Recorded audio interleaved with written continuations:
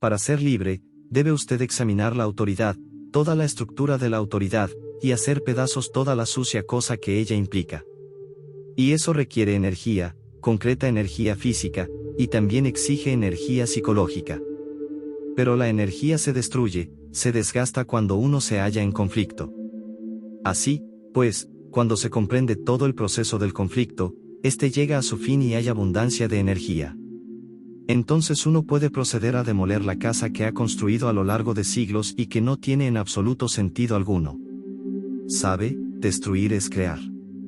Debemos destruir, no los edificios, no el sistema social o económico, esto sucede todos los días, sino las defensas psicológicas, las conscientes y las inconscientes, las seguridades que hemos desarrollado racionalmente, individualmente, tanto en lo profundo como en lo superficial. Debemos romper con todo eso, a fin de estar completamente desprovistos de defensas, porque para amar, para sentir afecto, tenemos que vivir sin defensa psicológica alguna. Entonces, uno ve y comprende la ambición, la autoridad, y comienza a entender cuándo, y en qué nivel la autoridad es necesaria. En consecuencia, no hay autoridad del aprender ni autoridad del conocimiento o de la capacidad, como tampoco la autoridad que asume la función y que se convierte en rango. Comprender toda forma de autoridad, la de los gurús, la de los maestros y otros, requiere una mente muy aguda y un cerebro claro, no un cerebro contuso, embotado. ¿Puede la mente estar libre de la autoridad, lo cual significa estar libre de miedo y, por lo tanto, no seguir a nadie?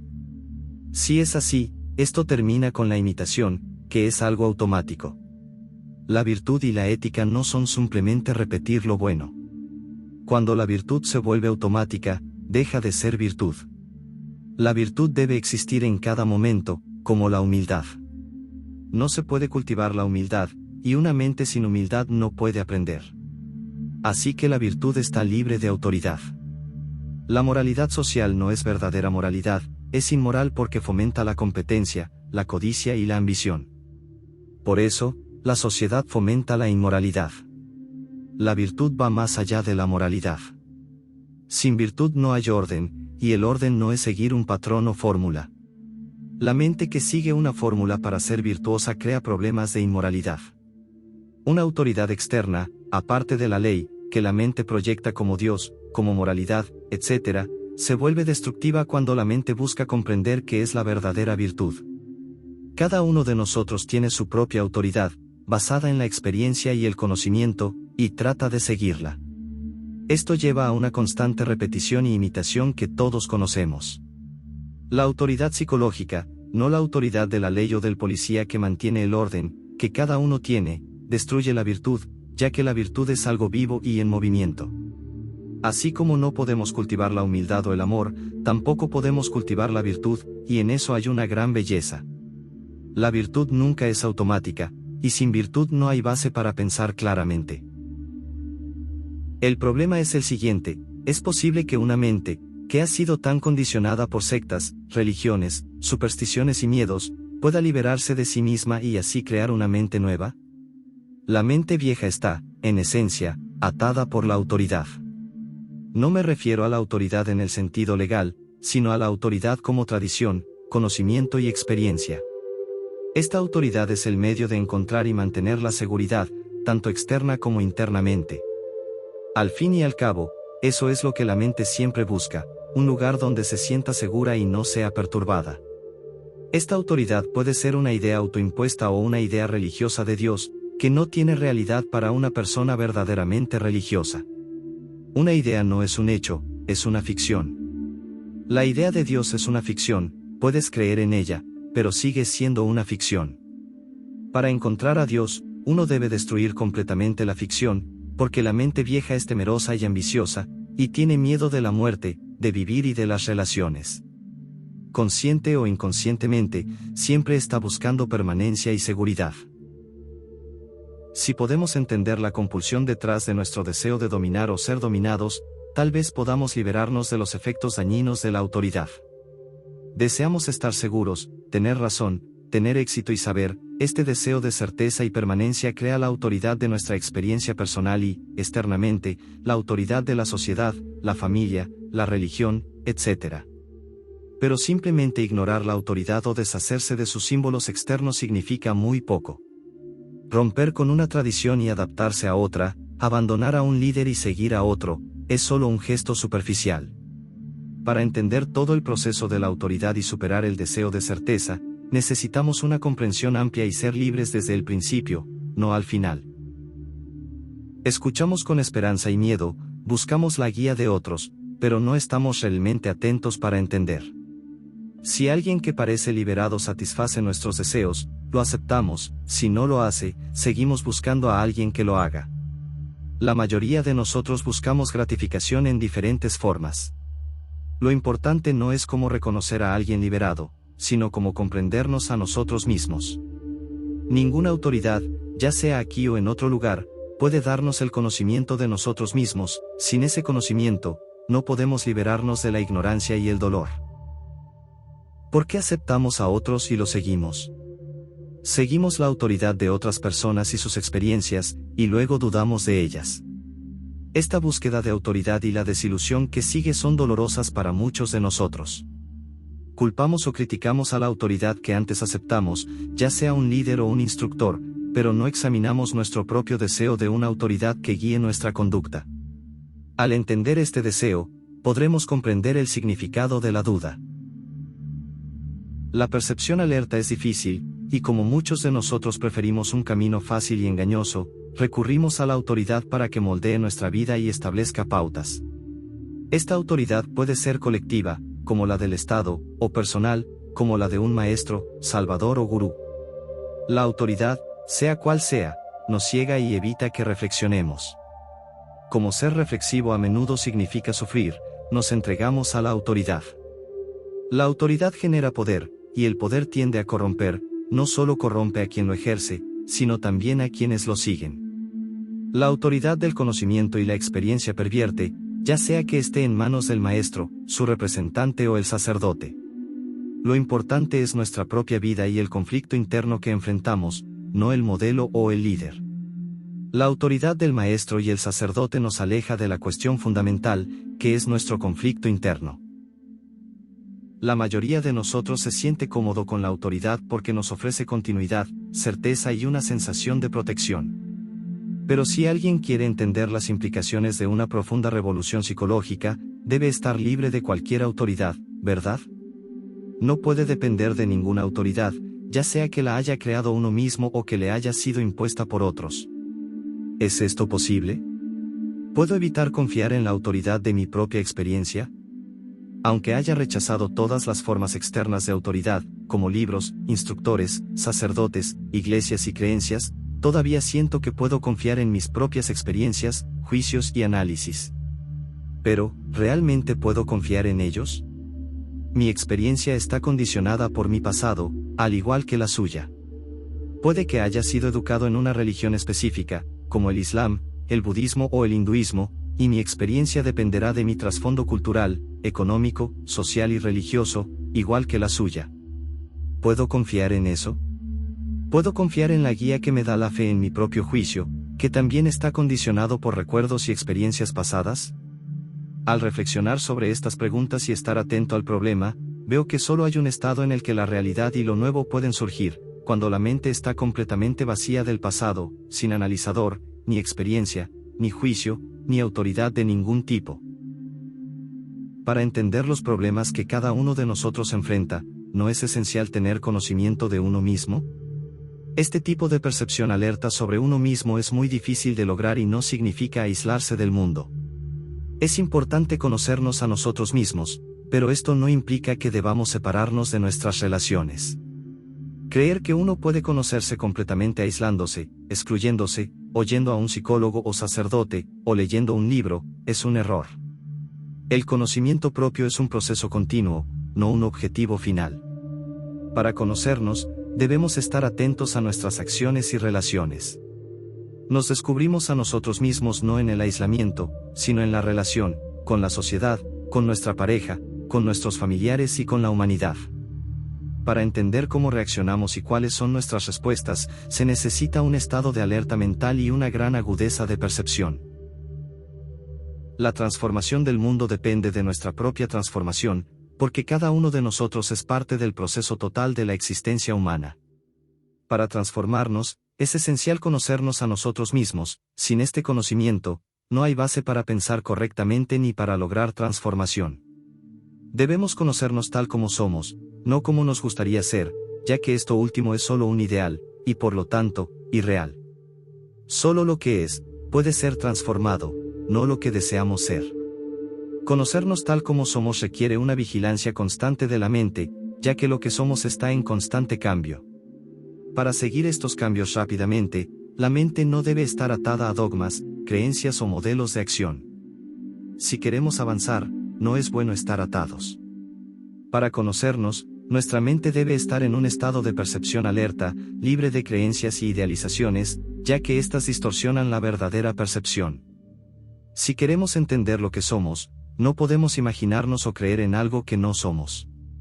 Si soy codicioso, envidioso o violento, simplemente tener un ideal de no violencia o de no codicia no sirve de nada. Entender sin distorsión lo que realmente somos, ya sea feo, hermoso, malo o dañino, es el principio de la virtud. La virtud es esencial porque nos brinda libertad. Sin conocimiento de uno mismo, la experiencia crea ilusión. Con conocimiento propio, la experiencia, que es la respuesta a los desafíos, no deja un residuo acumulado en forma de memoria. El conocimiento propio es el descubrimiento continuo de las diferentes facetas del yo, incluyendo sus intenciones, actividades, pensamientos y deseos. No puede haber algo como su experiencia o mi experiencia. La frase mi experiencia en sí misma muestra ignorancia y revela que uno está aceptando una ilusión. No hay un método para conocerse a uno mismo. Buscar un método generalmente significa que queremos obtener algún resultado, y eso es lo que todos buscamos, resultados. Seguimos a la autoridad, ya sea una persona, un sistema o una ideología, porque queremos un resultado que nos ofrezca seguridad. En realidad, no queremos conocernos profundamente, entender nuestros impulsos y reacciones, o nuestro pensamiento consciente e inconsciente. Lo que queremos es seguir un sistema que nos prometa un resultado. Pero seguir un sistema es solo un reflejo de nuestro deseo de seguridad y certidumbre, y no conduce a la verdadera comprensión de uno mismo. Cuando seguimos un método, necesitamos autoridades como instructores, gurús, salvadores o maestros que nos prometan lo que deseamos, y esto no es el camino hacia el conocimiento propio. La autoridad impide la comprensión de uno mismo. Bajo la protección de una autoridad o guía, podemos sentir temporalmente seguridad y bienestar, pero esto no nos permite entendernos completamente. La autoridad, por su naturaleza, limita la plena percepción de uno mismo y, en última instancia, destruye la libertad. La verdadera creatividad solo puede surgir a través del conocimiento propio, y esto solo es posible en libertad. Cuando estamos conscientes de nosotros mismos, todo el proceso de vivir revela el yo, o el ego.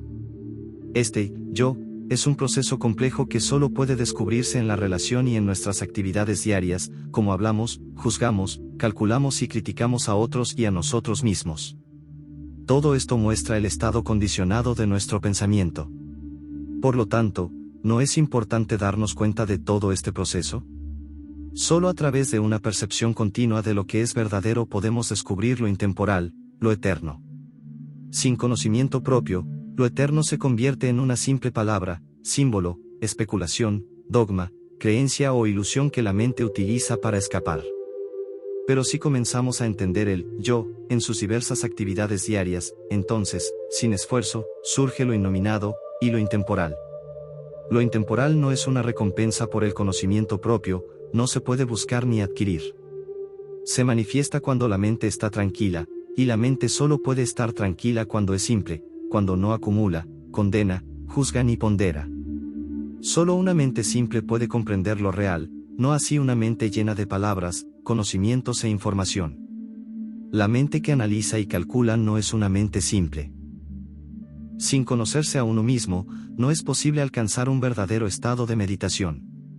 Conocerse a uno mismo significa entender cada pensamiento, estado de ánimo, palabra y sentimiento, así como la actividad de la mente, no el yo supremo, o el gran yo. El yo superior, o Atma, sigue siendo parte del pensamiento, que es el resultado de nuestro condicionamiento y memoria, tanto ancestral como inmediata.